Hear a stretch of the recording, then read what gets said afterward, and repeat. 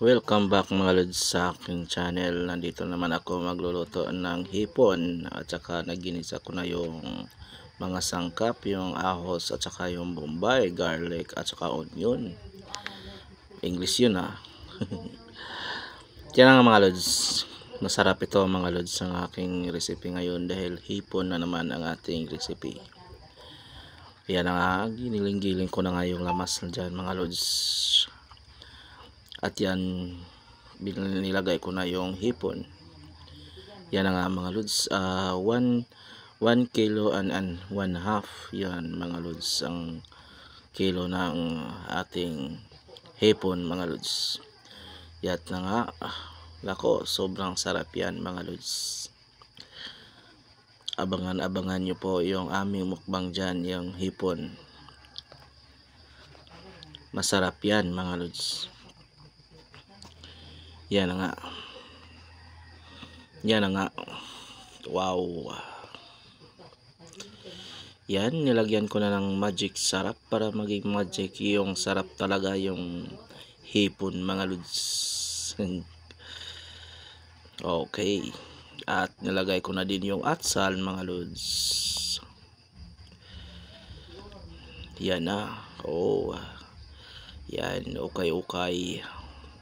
Okay style, halo-haloin.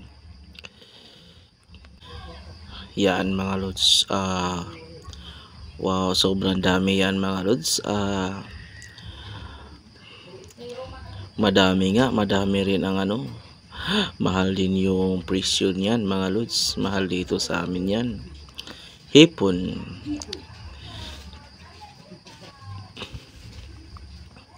Yan ang pinaka the best na ulam mukbang. Abangan nyo po yung yan na nga mga lods.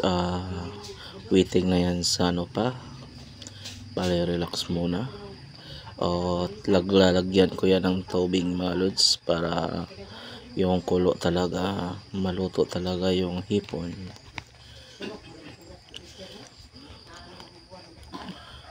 Din tan.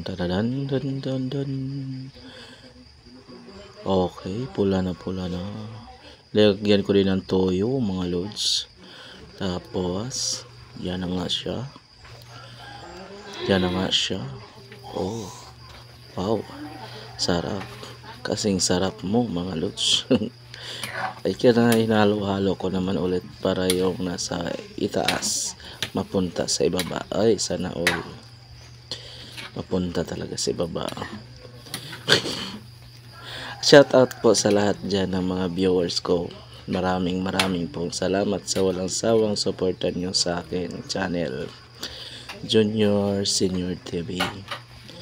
Mega love shout out po sa inyong lahat mga lods. Sa mga silent viewer, mega love shout out.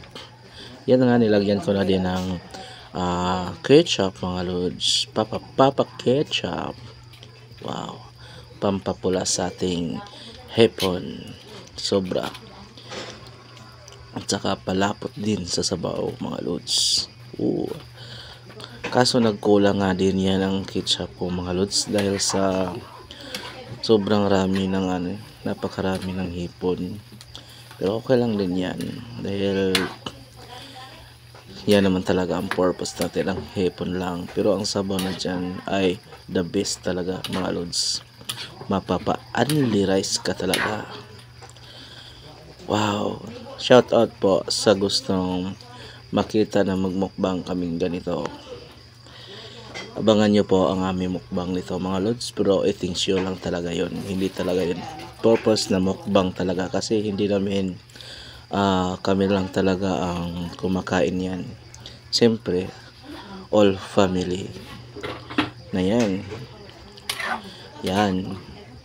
Nilagyan ko pala ng asin para maghati yung lasa talaga mga lods. Tsaka yan na nga, medyo okay na nga yan mga lods. At saka maya luto na yan mga lods. Luto na siya, diba? Wow.